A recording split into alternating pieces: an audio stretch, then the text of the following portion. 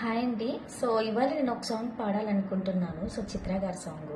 So నాకు చిత్ర గారి songs అంటే చాలా ఇష్టం. సో ఆమెకి నేను చాలా పెద్ద ఫ్యాన్ కూడా. అండ్ సో చుక్కలారా అనే సాంగ్ పాడాలనుకుంటున్నాను. సో వాయిస్ కనుక బాగాలేదు అంటే భయపడకండి. ఓకే, స్టార్ట్ చేద్దామా?